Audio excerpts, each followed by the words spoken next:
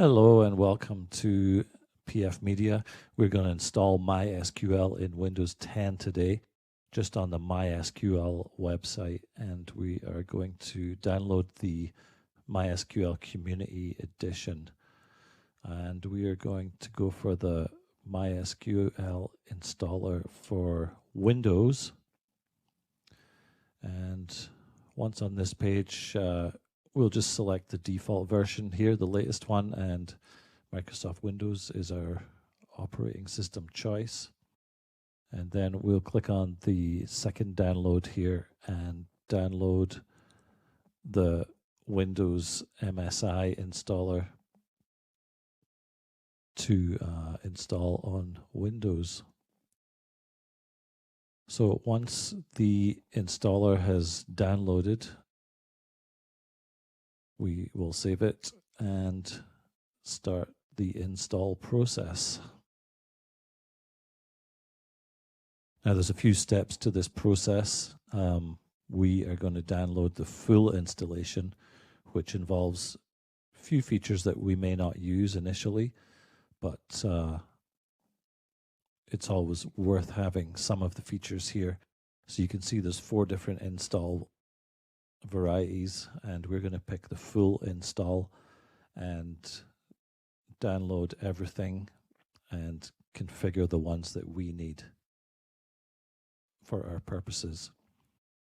So once you've selected your type, click on Next and then execute to install each of the components. There's 6 components that will be downloaded and installed.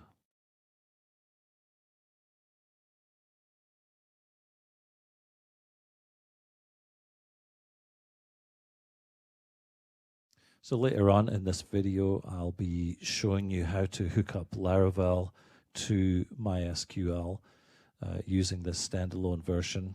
If you watched any of my previous videos, you would have seen how to install Laravel in Windows using Composer and PHP.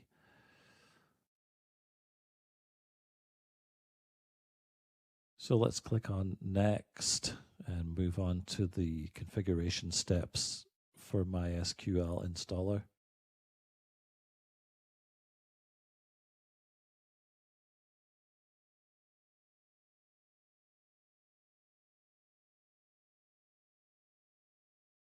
And we're basically going to leave the defaults here, the default port 3306 for MySQL, and click Next. We're going to leave it on strong password encryption, which is the recommended default.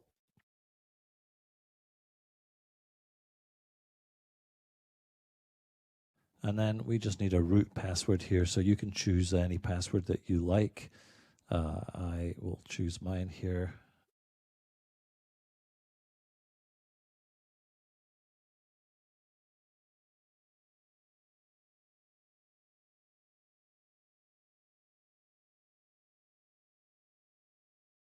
And then I'm going to add a secondary user called admin, just to have a second user. Normally, during development, you would use the root user to access your database, say from Laravel, but that's not the best idea. In production, you would want a secondary user with less privileges than the root user.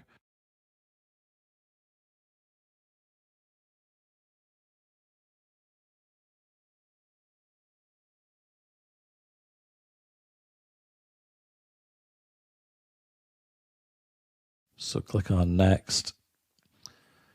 And we're going to leave the service name just the default here and let the system start MySQL on startup. And we'll just leave this on default. And then the last step is to execute these steps.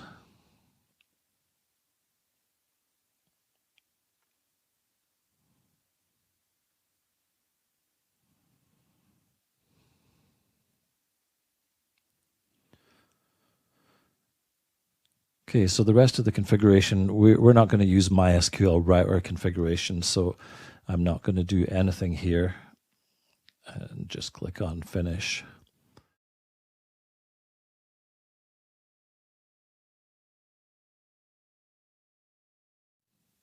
Leave this one on default to connect to the server.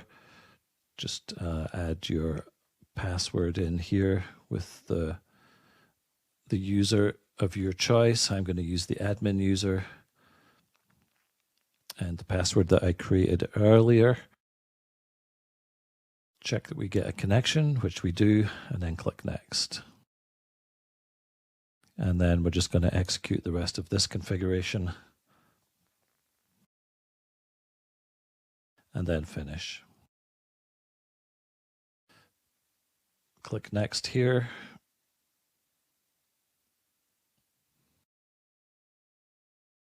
And now our installation process is complete.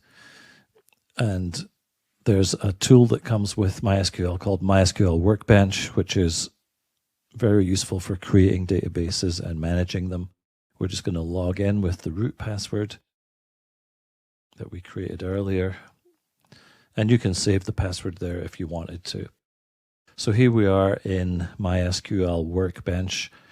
On the left are all of the administration tasks.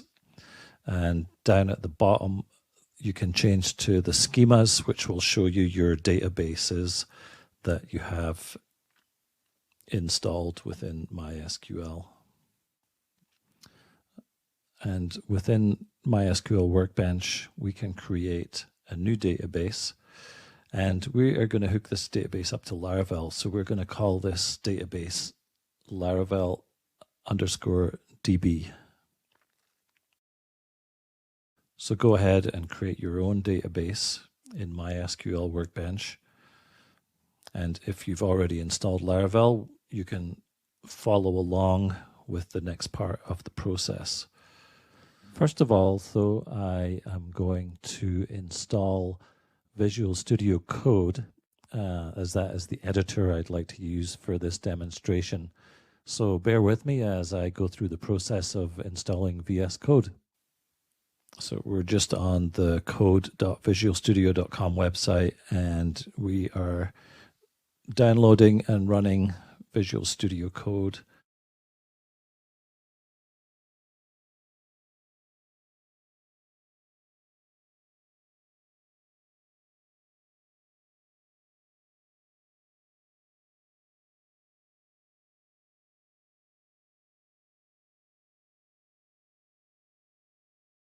I'm just going to create a desktop icon and add these actions to the Explorer and finish up the install of VS Code.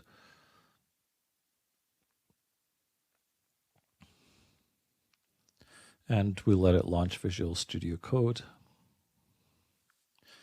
Once inside there, you can close the welcome screen, and on the left side, there's the folder to open a folder. So we will go and browse to our Laravel folder, and inside of there, my new app, which is a Laravel app that I created in the last video. We will trust the provider or the author. And we are going to go to the .env file, which is the environment configuration for Laravel. And within there, you can see the DB connection and the rest of the DB parameters. So obviously we need to change our database name to match the name that we have in our MySQL database, which is Laravel _DB. And we can leave the root as the user, and then we will put in the root password. Obviously, you'll have a more secure password than I. So then I'm going to save this file, and at the command prompt, we will run the PHP artisan migrate command to migrate the database. Now, as you can see here, we do not have the PDO MySQL installed, so I'm just going to open Notepad and our PHP ini file. And within the PHP file, I am going to find PDO, and we want to enable the PDO MySQL extension here. So we'll just remove that semicolon and save the file and close Notepad and try running the migration again. So it's PHP artisan migrate. So PHP artisan migrate, and our migrations have successfully run. So let's go back into MySQL workbench and refresh our database and look at the tables, and we do have those tables that have been freshly migrated, including the migrations table. And you can see the 4 tables that match here. So we've successfully installed MySQL in Windows, and we have created a connection from our Laravel project to MySQL. Thanks for watching. I hope you enjoyed the video. Please like and subscribe for more content like this, and stay tuned for the next one. Thanks.